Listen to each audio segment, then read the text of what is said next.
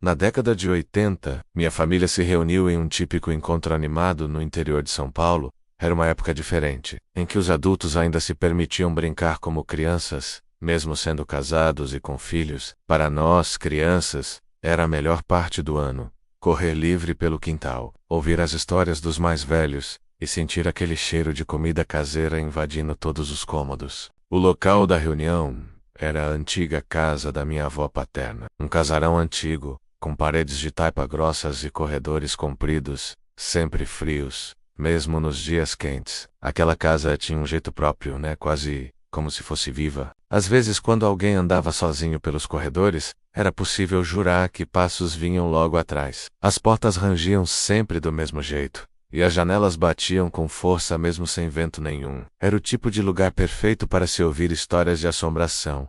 E minha avó tinha muitas para contar. Naquele dia, depois de muita comida, os adultos começaram a brincar de esconde-esconde junto com as crianças. Os risos ecoavam pelos corredores e a casa inteira parecia tomada pela alegria. Todos corriam e se escondiam nos quartos, atrás das cortinas e até embaixo das camas, como se o casarão fosse um grande parque de diversões. Em meio a uma dessas corridas, minha tia, atravessando o corredor principal, sentiu de repente um jato de água gelada atingir seus pés, que ficaram encharcados imediatamente. Quando olhou para o chão, as marcas molhadas ainda estavam ali, como se alguém tivesse acabado de jogar um balde d'água. Ela olhou para a porta do quarto mais próximo, certa de que alguém estava escondido lá dentro.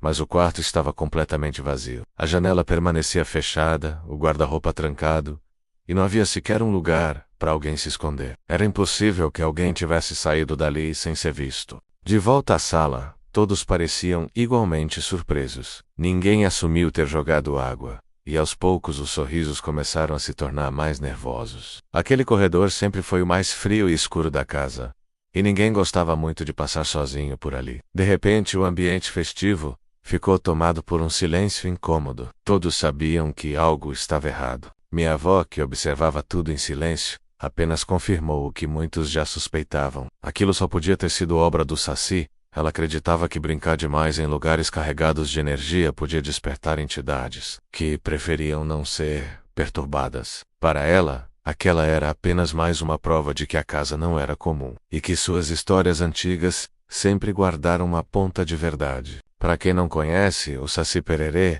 é uma entidade do folclore brasileiro, muito conhecida em todo o interior. Ele é descrito como um menino negro, com uma só perna, que usa um gorro vermelho encantado. Ele se movimenta dentro de redemoinhos e adora pregar peças em quem ousa rir demais, ou desrespeitar os lugares onde ele se esconde. Sempre foi dito que ele gosta de trançar crinas de cavalos, apagar lampiões, esconder objetos e até derrubar pessoas quando quer assustar. Às vezes um simples jato d'água era só o aviso de que poderia fazer mais. Ninguém mais quis brincar naquela noite. O clima mudou completamente. Os risos se transformaram em cochichos nervosos, e todos se reuniram apenas no rancho, perto do fogão a lenha, tentando se distrair com comida e histórias leves.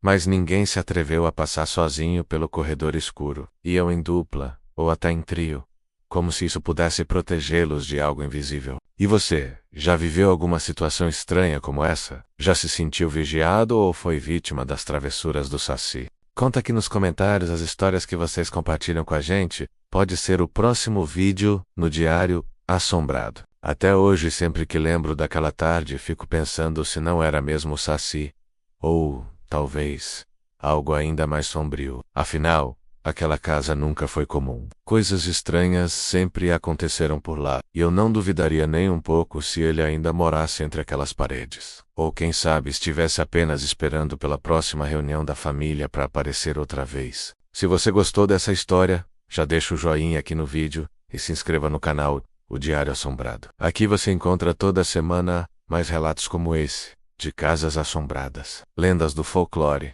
e acontecimentos que a ciência não explica. E não esquece de ativar o sininho para não perder nenhum episódio novo. Nos vemos no próximo relato. Até lá, cuidado com os redemoinhos.